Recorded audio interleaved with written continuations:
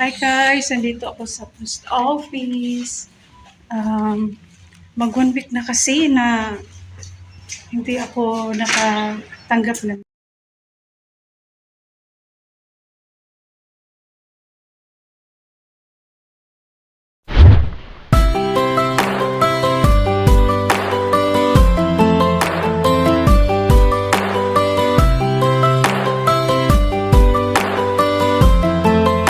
Hi guys, nandito ako sa post office.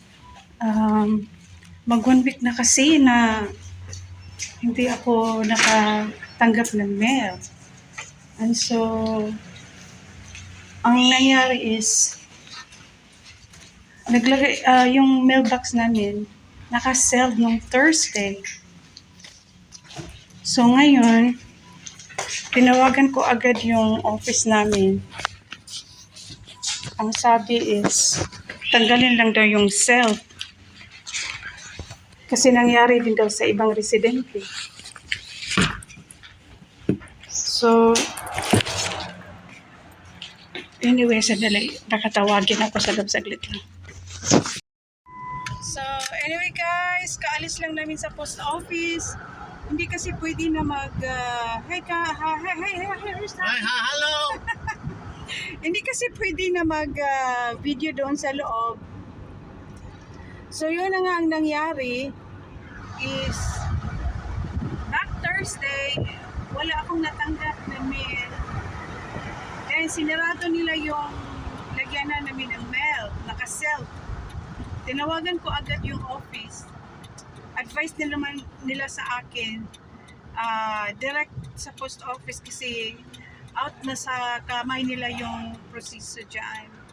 So, the next day, in-advise ko si Mr. na tanggalin yung plastic. Ito pala ang advice una. Nangyari din kasi sa ibang residente, tanggalin lang daw yung plastic kasi baka daw akala ng mailman na wala nang nakatira sa bahay. So, yun, ginawa ni Mr. the next day, Friday. So, nag-check ako ng mail that day. Akala ko rin lang na walang mail. Hanggang sa Saturday, wala pa rin mail pero may naka-note doon. Ito yung note na iniwan ng mailman. Vacant, no residence, and then contact. Ako ang nag-ano niya. Ha? Ako ang nagputungan. Kanira, ito lang daw pala yung mensahe ng mailman. No residente, then vacant. So anyway, pumunta na ako sa post office. Dumaan pa ako sa office namin dito sa apartment para kuha ako ng proof na nakatira pa kami dito.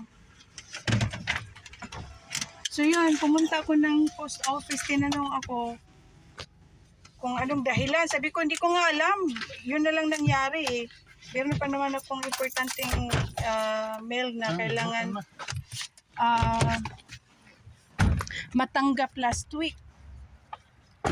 So, sabi ko kasi yung manager yung kinakausap ko sa post office. Sabi ko 7 years na kami nakatira dyan. First time nangyari sa amin. And then ito yung note ng mailman. Baka akala niya hindi na kami nakatira dyan. Sabi naman ng manager baka nga daw. So, malas lang kasi off yung mailman na naka-assign sa amin. In-advisean ako na tawagan ko sila kinabukasan. So, binigyan ako ng number. De, kinabukasan, tinawagan ko naman. So, yung nakasagot sa akin, ang advice naman is antayin ko yung tawag. Umabot na lang ng 4 PM, walang tumawag sa akin. Di ako na naman yung tumawag voicemail.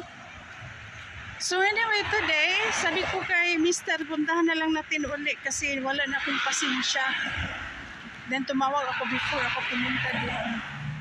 So to make the story short, kaya pumunta ako ng mail post office kasi importante yung mail namin eh.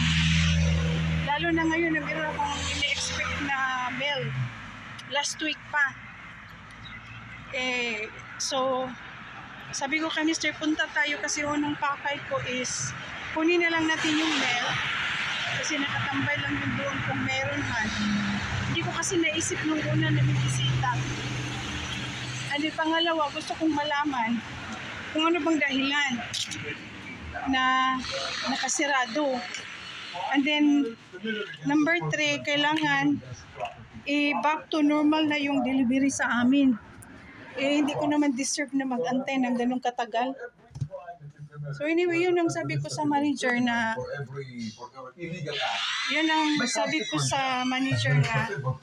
hindi ko deserve yung nangyayari. Ang gusto ko lang malaman is bakit nangyari yun? In 7 years namin dito nakatira. By the way, dito na pala kami sa bahay. And then number 2 is kunin ko yung mail ko from last week. Since Thursday up to Thursday na ngayon, 1 week na eh. And then, ngayon today, kailangan mag-back to normal na yung delivery ng mail namin. Kasi wala namang dahilan na aantayin ko pa kayo na nakatira pa naman kami sa address na to. So anyway, mabait naman yung manager. Siya rin yung nakausap ko last Monday. So okay na. Buta na lang okay na. Sabi niya nakausap na rin niya yung in charge ng mail namin. And then,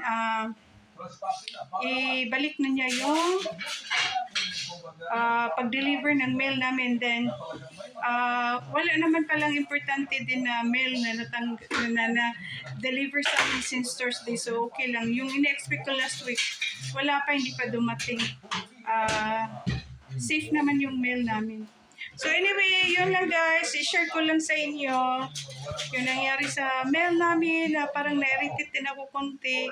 Si Habi, kakain na kami. Ingat kayo everyone. God bless. Thank you for watching our vlog.